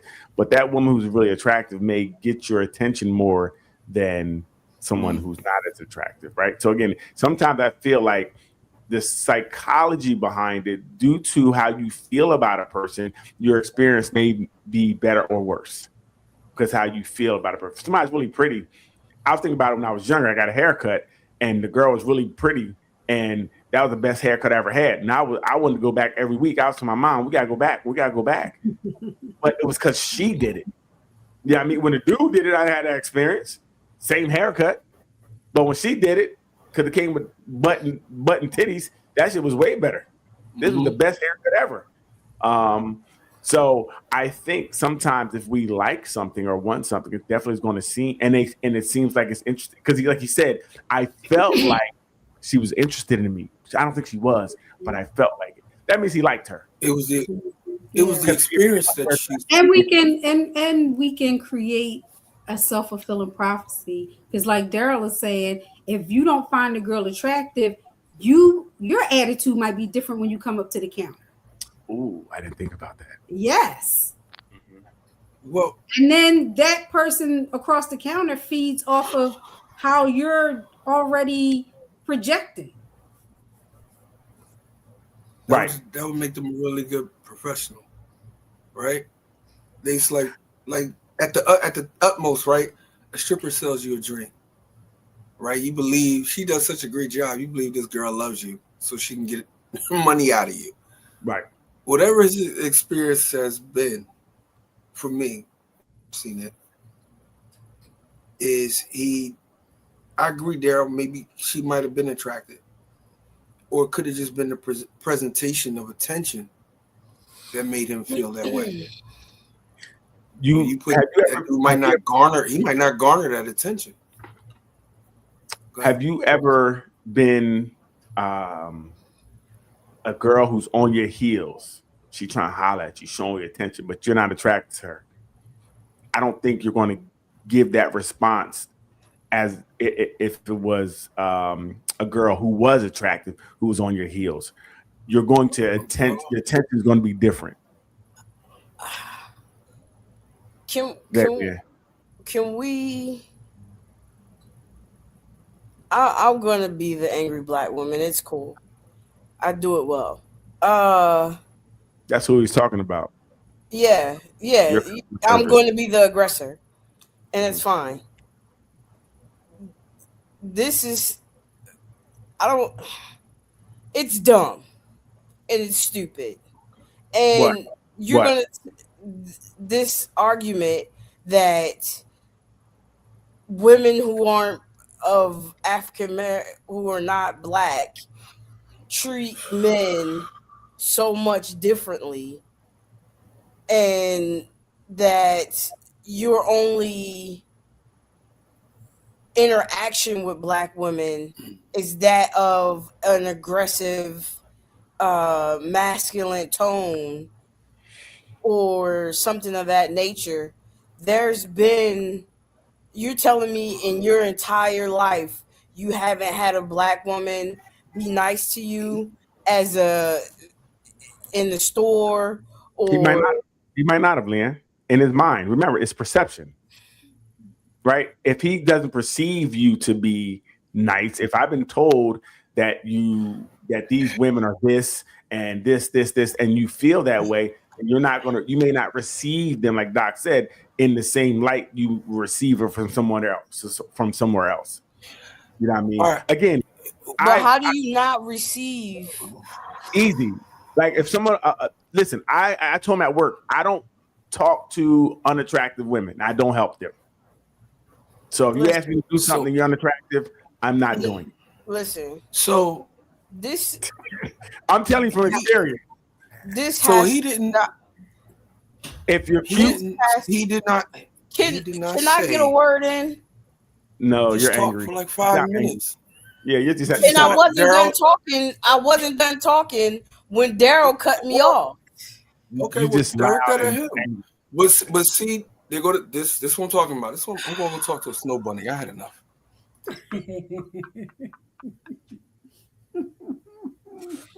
Barely I finished. I'm sorry. Nah, go ahead, Vaughn. I'm talking to Becky. You pushed them away, Leanne. You did it in real time. Jeez. So, Yeah, go ahead. I just really get sick of that narrative always being pushed that Black women are always so masculine and aggressive and they never do anything for the Black man or people in general. It's enough. I hope they don't watch this broadcast. Hope they don't watch this broadcast. No, I don't know anyone that says that Black women don't do anything for them. I don't know anybody that has honestly had that experience. He just said that. Say that Black women don't. No, he did not. He said he did. No, he did not. Women. He said our women, which is American Black women. He said, I understand. He was like, oh, this is why they do this or they do that. You know, why brothers are talking to them. That's his first time, whatever, dealing with them, right? So his little culture shock is, oh, they're softer than I thought. What I'm used, and familiarity breeds contempt. You're used to talking to to the sisters, right? They're used to talking to you. They see you coming from a mile away. Whatever BS you want, sisters already know. And they're like, is this, is that, boom, boom, boom. And like you said, he might not find them attractive. That's what he used to. He go over there as something different. It's like they gave him a shot of dope. First time he got it, he like, whoa, this is different. And he drew this conclusion. He did not say that Black women don't help him. Experience.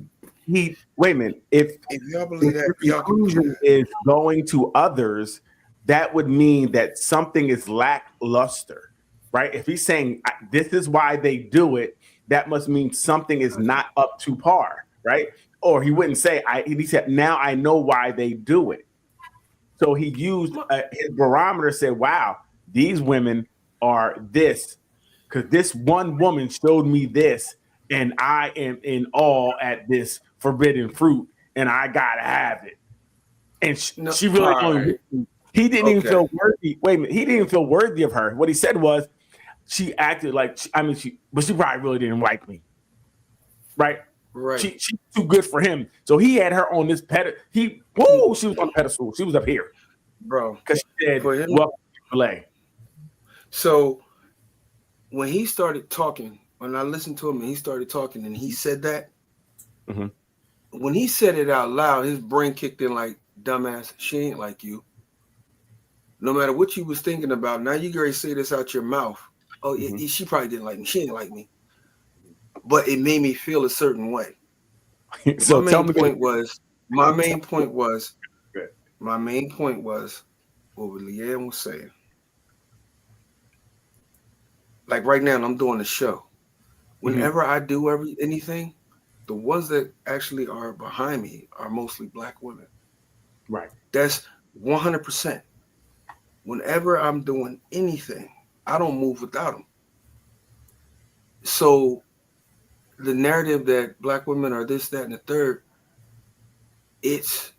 I don't know. I feel like I did customer service. I talked to people on the phone when I worked at the bank. I will tell you, the sisters are hard to deal with.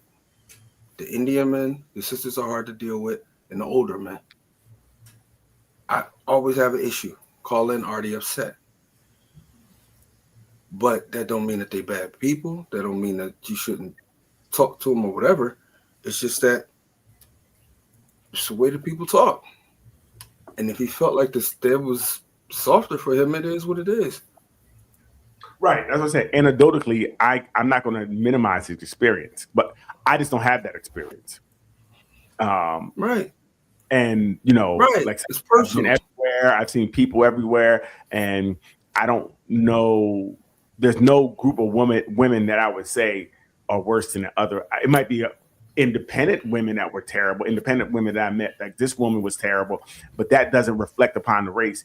It seems like if one Black person does something, it reflects upon the race, and it doesn't happen in other places. Just like the one white girl was nice to him, and that made all white girls nice because one white girl was nice to him. Tell him to go to Chick-fil-A, and he'll think everybody loves him, even the men, because they're like, "Hey, how you doing? Welcome to Chick-fil-A. Hey, you have a great day." Like they're going to. So, like I said, depending where you're at, people are going to, if he went to Chick-fil-A, everybody's acting the same. There's no black girl or no white girl, nobody there with an attitude, because they did, you would be like, "Hey, she didn't give me a smile with my burger." So you want to what? I just want y'all to notice, like how we having this conversation. Right. When I said this before, when you say black woman ... it triggers off a minefield of things. You damn right. But see, that's what I'm talking about right there. Like that's what he said. But nobody's attacking you. But when is the last time a brother actually attacks you or says something negative to you? Or turned his back on you? Just because he said it with an even tone doesn't mean it was nice.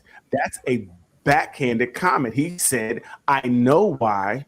He said, "I know why brothers are going to white girls, because when I went to the store, I went to the Piggly Wiggly.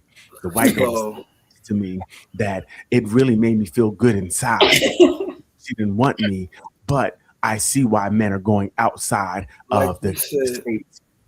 That's not he's not pouring into black women like that. He's not promoting that. And his like I said, his mom, one of them nasty black women he talks about. Maybe, I don't know. But again, to what you said, it's a personal experience, right? Yes. That's exactly what you said. Right. So he voiced his personal experience, what made him draw his personal conclusion. All of us don't aspire to it. The same way as when someone says something about, like you said, if one black woman does something, then it's spread over top of everything. That one man made one comment about something that happened to him this particular time. That's what I'm saying. No, he didn't. He used one white woman to say white women are better and women abroad are better. He didn't say he was approached by women abroad. He didn't say that he dealt with women abroad. He said by meeting that white girl, I'm just going by what he said, by meeting that one girl, that he understood why they do it. That's what he said. If we're going by what he said, his one experience, the white girl, that's what he said, made him understand why black men, he's speaking for all black men, he's not speaking for me, I don't know who he's talking to. He could have said, this is why I the brothers that do. He said the brothers that do. I don't know if he said that either. But if he did, he could have said it that way. But even then, he don't know why they do it. They may have an affinity for white women. They may have an affinity for Jamaican women. They may have an affinity. You know what I mean? You can have an affinity for something, and that's fine. But just say that. You don't have to kick black women down. All you had to say is like, "Yo, I met this white girl. Yo, she was really nice. She made me feel really good about myself. She's dope." Because guess what? Every white girl is not that. White women are not a monolith. Women across seas are not a monolith. Right. No woman's a monolith. So that's why when you say, and I would get upset too if they put something on all people because of one person. You know what I'm saying? That's the thing I have a problem. He could have spoke about his experience and not made it up and make black women to be something less than. So you're right. I hear that. And that's 100% right. With that man, he's probably in his 20s, right? 20s, I don't 30s. know anything about him. Yeah, I don't know anything about who he is or whatever the case may be. So whatever, he looks like he's about his 20s or his 30s. Mm-hmm. And whatever he's dealt with led him to his conclusion. Because like everything that you said, it still had to do with him personally. Right. And he shouldn't generalize. He should have said, "This is why I'm going to try it." Right. No. He said, "I understand why this is what they went this way." Because his first experience, he shouldn't say that. Because everybody has different reasons for why they do. And he did make a generalization about black women. Black American women when he did that. Yes. Off of one experience, it seemed like. That's the other thing I have a problem with. There's no study that's done with one person. Right? Gotcha. His sample size is super small.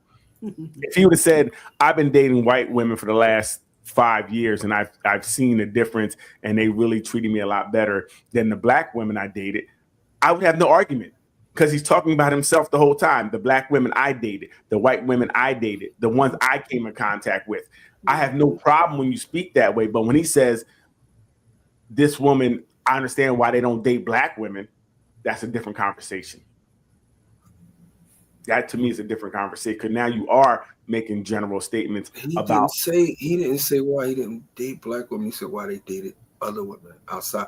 The only thing I'm saying with all of this is that when we talking about it, I'm watching different threads be built off of whatever was said. Right. When Leanne started speaking, it started growing into a whole nother thread. When you started speaking, it's growing to it. And when I'm speaking, it's going to a whole nother thing. We all got our perspectives on it. What he said should not have been. I'm sorry, go ahead. Go ahead. What you gonna say, Darryl? No, I was about to say, I think me and Leanne were on the same way, right? And even Doc, all we're saying to us, what I'm hearing, like, we just don't like the generalization. If he would have made it about himself, there's no problem, you know. And if he just thinks that we wouldn't even have an argument, because he's, again, I agree this is his experience. I can't tell anybody their experience, right? Even to what he said, I said, look, I don't have that experience. I know a lot of great black women that are nice, that are, you know, great, yada yada. I wasn't too good with. Look, I just posted it. I posted it because of this. I already knew that automatically when you post it, you can't. It's kind of a bad dialogue or a bad example to use in a sense. But once again, black women, when you mention black women in any context, right, if it automatically raises this fight and this defense shield, where you and it's not any context. I think it really is when you try to pit us against other nationalities, and you try to make it seem like it is wrong for us to try to defend ourselves when you do that. Okay. You know, I think that's the issue, you know, because these generalizations are made, but we can't say anything about it, or we're angry, or we're defensive. And like Lee said, it gets tiresome of pitting us against other nationalities. It's tiresome. Okay. Right. Okay. Right. And the way Doc expressed it wasn't combative. You know, she just really, unlike Leanne. That was the point. That was the point.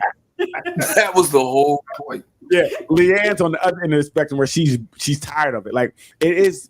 I will say that generally, black women are beat upon the most here in America. They are on the lowest of the low, right?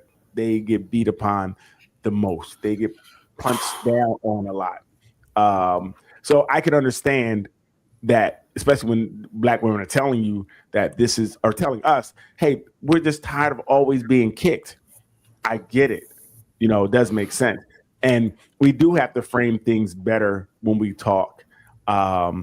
Even as a race, well, quote unquote race, like we hear things like somebody does something in an urban area and that reflects upon all black people. And it shouldn't, right? We should say that person, or maybe that neighborhood is experiencing that, but that doesn't have to. The generalizations about us are terrible. So I get tired of those. You know, if you see, if they compare me to a YN all the time, then it's like, well, I'm not that.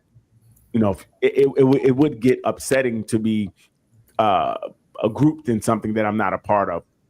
So I understand why black women sometimes will get upset and will become almost like rage bait. Then when they get upset, they were like, yep, there it is.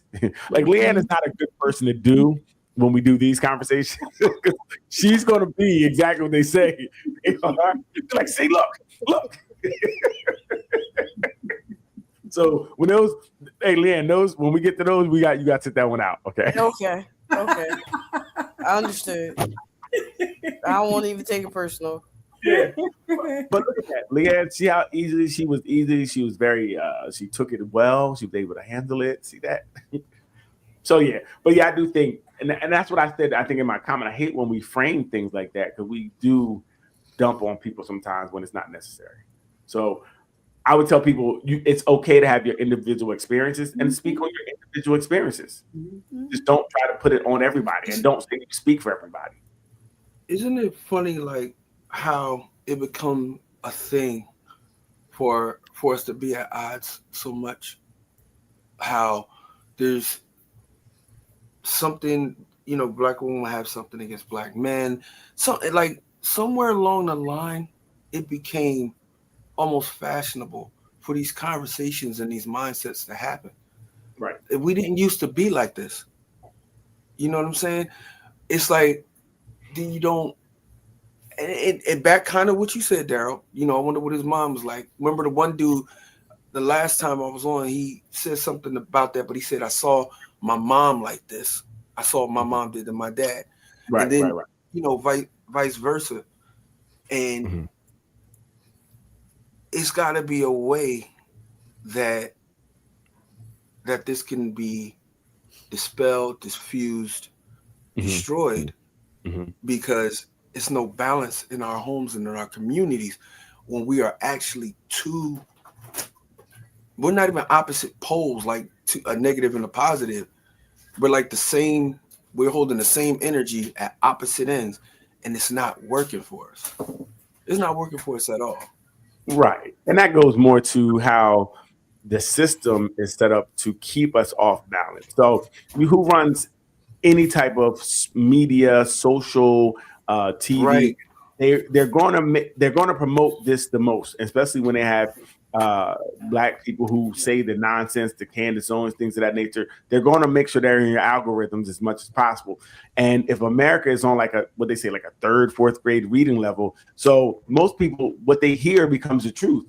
So if you're not that intelligent and somebody keeps telling you something, that becomes the truth. So we're battling a whole bunch of propaganda that is making us fight each other. That's what it really is. That's why you see these divides so much. That's why the conversations you have that are being promoted generalize us, but it's never in a good light because everything that's why the shows that are popular are the shows that are popular. Right. Absolutely.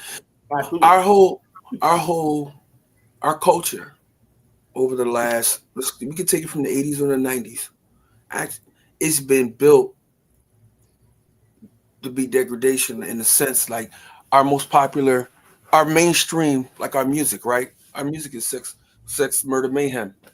You know what I'm saying? It's been that for 40 years. Your music dictates and it tells the story of the times. If you look you look from the 80s up, it wasn't like this. You had your music telling the story of the times, and if the story is being told right, this is what we look like.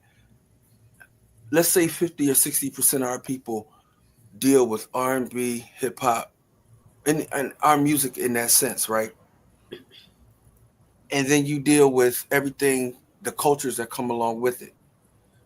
If the music or the culture is in murder, mayhem, sex, what's going to happen to our homes? You get what you got right now.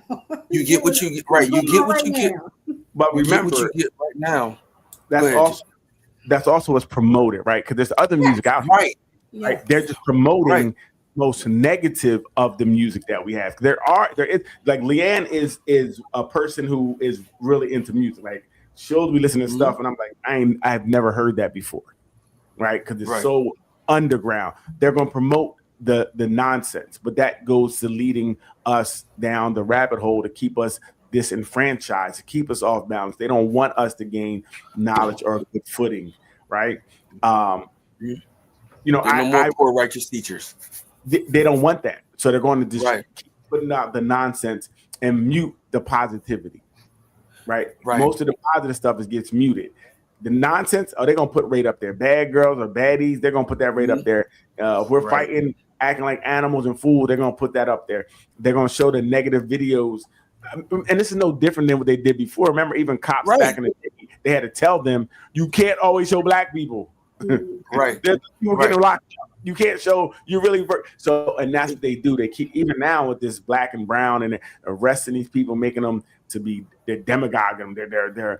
They're criminals and they're rapists, and they do less crime than the people here. So I mean, that's what we're dealing with, propaganda, and hopefully we can be smarter. But that's why language has to change, and we do have to challenge when people group us together and say this group of people is bad. These are bad, and that's what Black women are fighting. We need to help fight with them to change the language to be more individualized. So we're not putting them all down. Because when he talked about women, he wasn't talking about Doc. But check this out.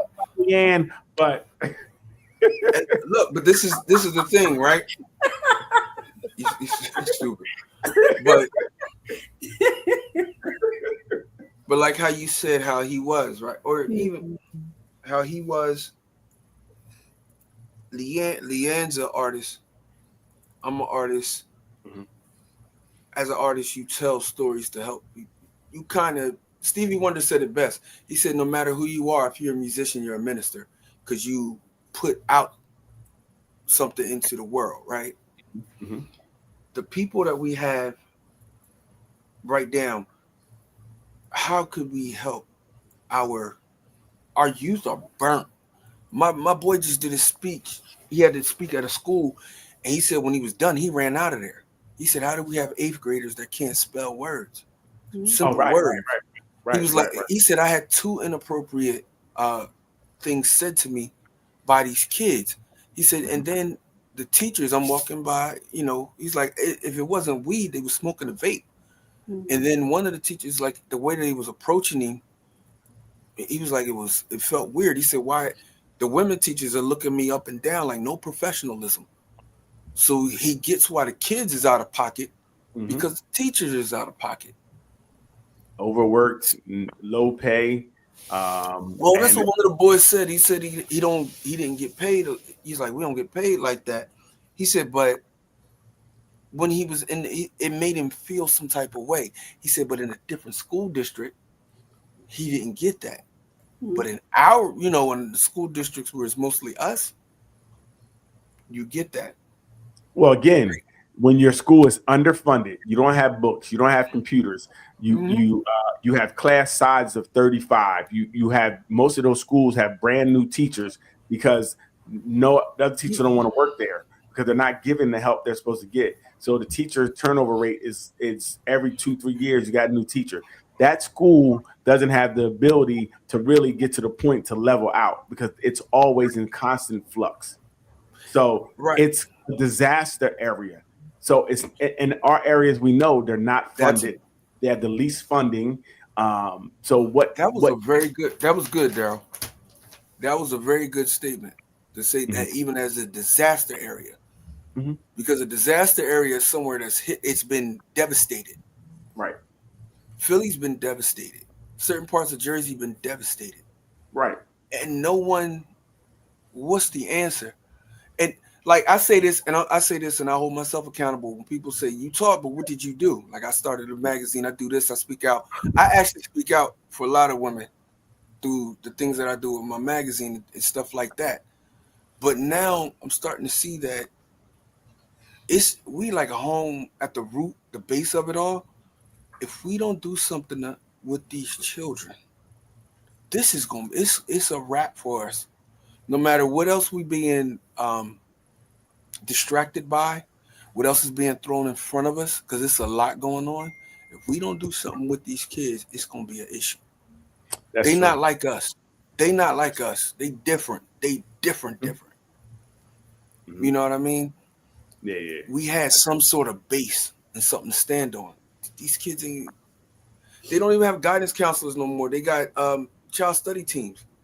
How is it you don't have a counselor anymore? You got a child study team. What you studying my child for? Why is there a lawyer in the school? What are y'all doing?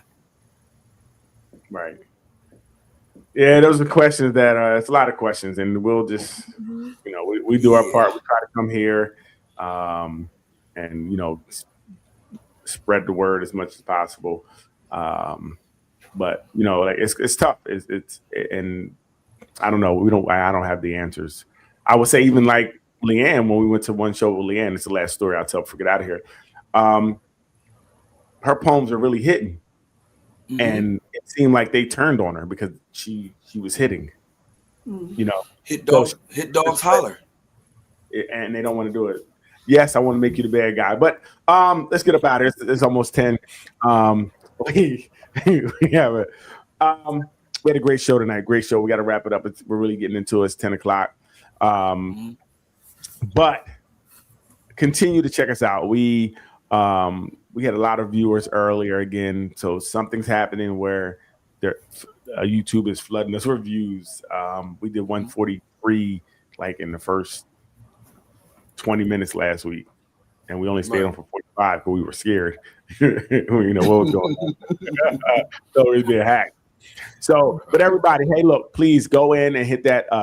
So if nothing but answers, our YouTube, our Facebook, and we have our TikTok. Please go and subscribe to all of them. Like right where you're from, little message. Hit our notification button so you can be notified every time we go live. Like so, we do have some things coming up in the future. We're probably gonna go out and check out Vaughn and his shows and Leanne's shows, and but we're putting together this speed dating thing. I've been looking into it. We're gonna have a speed dating thing, so we're gonna get everybody the ability to get some punani. Why would you Stop have the cat? Yeah, for real. What you say, Daryl? You got what? Now people gonna have expectations that might not be fulfilled. Well, Hey, I don't know. again. I can't speak for women, but nobody's going out with nobody for no reason. It's because we hope to get some. Yeah. That's the goal. And thank you so much for, rocking with us on the Facebook page. We appreciate it. Yeah. We're doing great things. Continue to rock with us. Things will be coming soon. Hi, how are you? Thank you for viewing, but we're about to be out of here. But you can always go back and watch the episode again. And with that being said, what's your last words? Hey, don't be angry. Hit the button. See y'all next week. Bye.